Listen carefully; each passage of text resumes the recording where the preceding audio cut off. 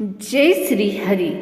आज हम सुनने जा रहे हैं अगहन मास महात्म्य का 7वां अध्याय। एक अत्यंत पवित्र, पुण्यदायी और मनोहर कथा जो स्वयं भगवान विष्णु की महिमा का बखान करती है।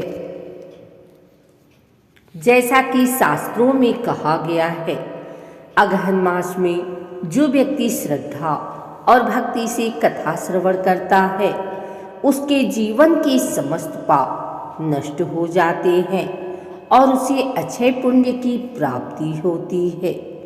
तो आइए अत्यंत विनम्रता और श्रद्धा के साथ हम सब मिलकर सुनते हैं अगहन मास महात्म्य का 7वां अध्याय। नारद जी बोले, हे प्रभु, आपने अगहन मास की महिमा के पहले 6 अध्यायों में जो रहस्य बताया है वह अति अद्भुत है। अब कृपया यह बताइए कि अगहन मास के 7वें अध्याय में कौन सा पवित्र कर्म वर्णित है जिससे मनुष्य सभी पापों से मुक्त होकर परम पद प्राप्त करता है। भगवान श्री हरि मुस्कुराते हुए बोले, हे नारद, अब मैं तुझे उस 7वें अध्याय का वर्णन करता हूँ जो श्रद्धा से सुनने पर सभी दुखों का नाश करता है और जीवन में सुख समृद्धि तथा मोक्ष का मार्ग खोल देता है। अगहन मास का यह समय देवताओं के लिए भी अत्यंत प्रिय होता है। इस मास में जो व्यक्ति सच्चे मन से दान, स्नान, पूजन और कथा श्रवण करता है, उसके घर में लक्ष्मी स्थिर रहती हैं और पापों का नाश होता है। प्राचीन काल में कौशल प्रदेश में वीरसेन नाम का एक राजा राज्य करता था। वह धर्मात्मा, न्यायप्रिय और प्रजावत्सल था, किंतु उसमें एक दोष था, वह अत्यधिक घमंडी था। उसे लगता था कि उसके राज्य में उससे बड़ा कोई ज्ञानी या पुण्यात्मा नहीं। एक दिन नगर में एक वृद्ध ब्राह्मण आया जो तपस्वी और ज्ञानी था। उसने दरबार में जाकर कहा, राजन, सुना है कि तुम बड़े धर्मात्मा हो, तो क्या तुम अगहन मास के पुण्य का पालन करते हो? राजा ने हंसते हुए कहा, ब्राह्मण, मैं हर दिन यज्ञ, दान और पूजा करता हूँ। यह अगहन मास का विशेष पूजन क्या कर सकता है जो मेरे कर्म नहीं कर सके?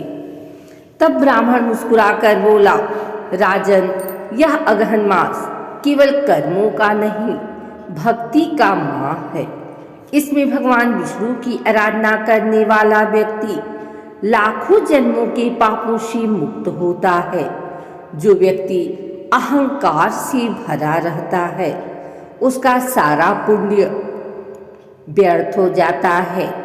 राजा को यह सुनकर क्रोध आया और उसने ब्राह्मण को दरबार से निकाल दिया।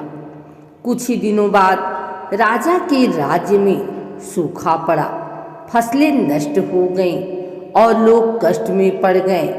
राजा ने पूजा पाठ करवाया, लेकिन कुछ असर न हुआ। तब वही ब्राह्मण पुनः आया और बोला, राजन, यह विपत्ति तेरे अहंकार का फल है। यदि तू अगहन मास में भगवान विष्णु की आराधना करेगा और दीन दुखियों की सेवा करेगा तो यह संकट टल जाएगा। राजा ने मन ही मन पश्चाताप किया और ब्राह्मण से कहा, मुझे क्षमा करो, अब मैं अगहन मास के व्रत, दान और कथा श्रवण करूंगा। ब्राह्मण ने उसे विधि बताई। प्रत्येक प्रातः स्नान कर भगवान विष्णु की आराधना करो, तुलसी पत्र अर्पित करो, दीप दान करो और संध्या समय कथा सुनो। राजा ने वैसा ही किया। उसने गरीबों को भोजन कराया, वस्त्रदान किए और अगहन मास की कथा सुनी। धीरे धीरे वर्षा हुई, राज्य में हरियाली लौट आई और प्रजा सुखी हो गई। राजा ने ब्राह्मण को सम्मानपूर्वक बुलाकर कहा, हे महात्मन, अब मुझे ज्ञात हुआ कि सच्चा धर्म अहंकार रहित सेवा और भक्ति में है। अगहन मास में मेरे जीवन का अंधकार मिटा दिया। ब्राह्मण ने आशीर्वाद दिया, राजन, इस मास में जो व्यक्ति अपने दोषों को स्वीकार कर भगवान की शरण में आता है वही सच्चा भक्त कहलाता है। अंततः भगवान विष्णु प्रकट हुए और बोले, राजन, तेरी श्रद्धा ने मुझे प्रसन्न किया है। जो कोई अगहन मास में मेरे नाम का जप, कथा और दान करता है उसे जन्म जन्मांतर के बंधनों से मुक्ति मिलती है।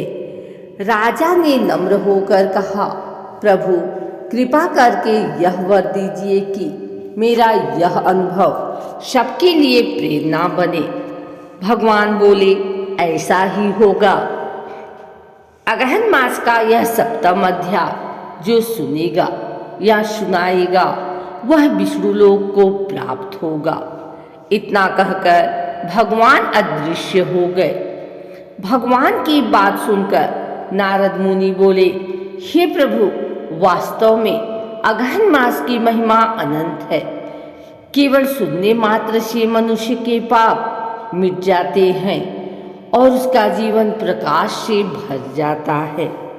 भगवान विष्णु बोले, नारद, यह 7वां अध्याय मनुष्य के भीतर छिपे अहंकार को मिटाता है और उसे भक्ति के सच्चे अर्थ तक पहुंचाता है। इसलिए जो इसे सुनता है उसका जीवन धन्य हो जाता है। जो भी व्यक्ति अगहन मास महात्म्य के इस 7वें अध्याय को श्रवण करता है वह सभी दुखों से मुक्त होता है। उसके घर में सुख, शांति और समृद्धि अस्थायी रूप से बसती है। पितृदेवता और देवता सभी प्रसन्न होते हैं और अंततः वह भक्त विष्णु धाम को प्राप्त होता है। इस प्रकार अगहन मास महात्म्य का 7वां अध्याय पूर्ण होता है। जो श्रद्धा से इसका पाठ करता है उसके जीवन में तमस मिट जाता है और भगवान विष्णु की कृपा सदैव बनी रहती है। जय श्री हरि, जय लक्ष्मी नारायण की।